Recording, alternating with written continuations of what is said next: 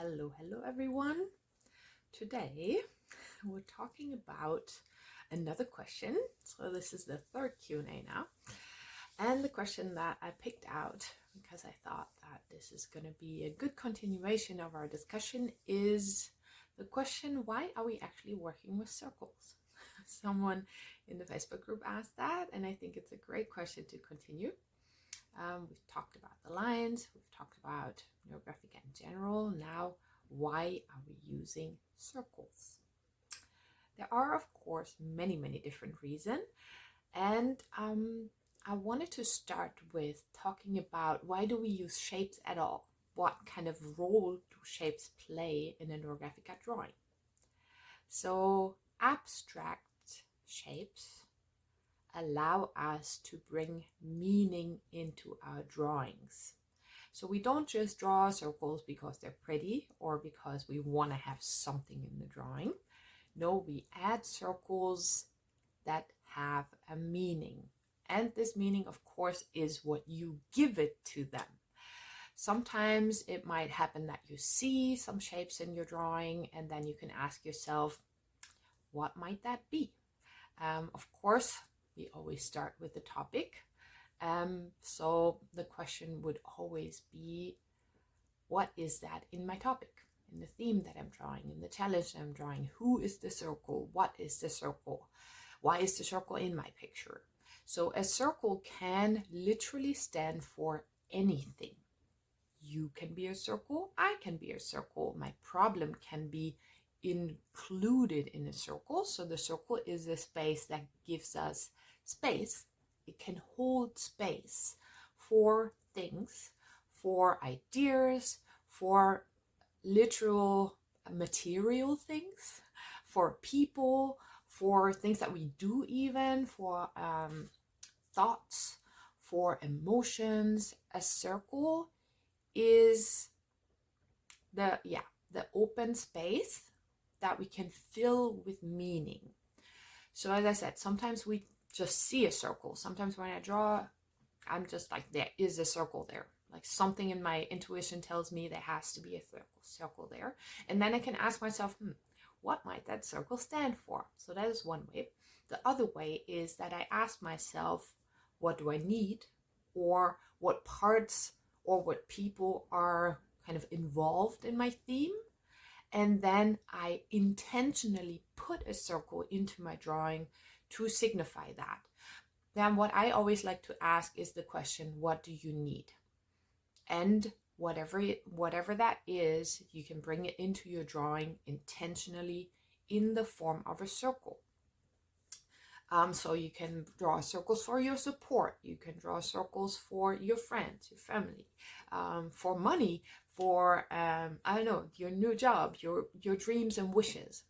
So all of that can be circles. Now, why do we explicitly use the shape of a circle? And we do use other shapes as well. And I'm going to next week talk about the other shapes, the triangle and the square or rectangle that we also use. But today, we're going to focus on the circle. So the circle is, of course, a literally perfect shape. The circle is round. It is like this beautiful space that is just in itself beautiful.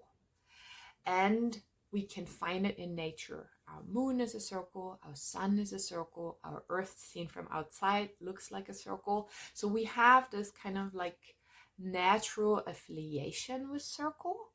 And then, for example, if you cut a watermelon in half, you have a circle. If you look at certain flowers, you have circles. So circle is really the shape that appears in nature. And circles can form many different things. So anything that's kind of round, like a lot of fruits, for example, nuts, seeds, all of these things, they are circular. Sometimes they're not perfect circles. And that's something I love to tell my students, circles don't have to be perfect when you draw them.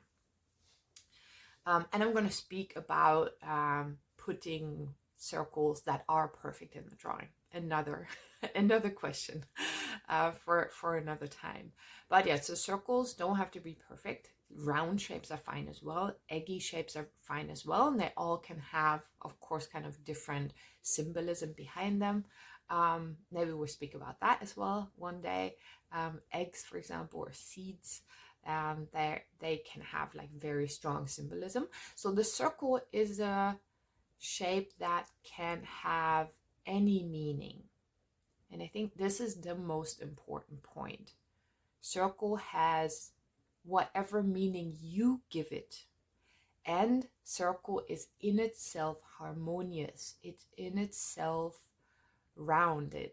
In Neurographica, we work with the rounding. We round off all the corners. We make everything smooth and soft. So the circle in itself is this perfect, soft, smooth shape that can literally envelop anything that we put in there. So it's like a pot in a way. Sometimes I like to see it like that, and I put all my ingredients into the pot. So this is how a circle can hold.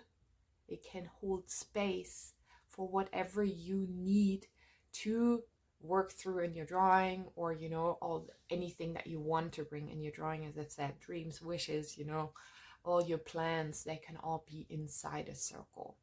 And a circle is very easy to integrate into the whole pattern of Neurographica, where we have the softness and the flowiness. So that's why, especially in the beginning, when our work is kind of all about harmonizing, we use circles. And as I said, next week I'm going to speak about the other shapes and why they're not useful for beginners, why you have to first kind of learn how to use the method in itself, and learn to understand this principle of harmonizing yourself, your inner being. So if you imagine connecting with a circle, it is connecting with harmony. It is connecting with a peaceful energy. The circle has no corners, no edges. It is just peaceful and round and wholesome. So I hope that helps. I would love to know how circles feel for you, what they mean for you in the drawings, and ask any further questions. I'm looking forward to seeing you again next week and answering more questions.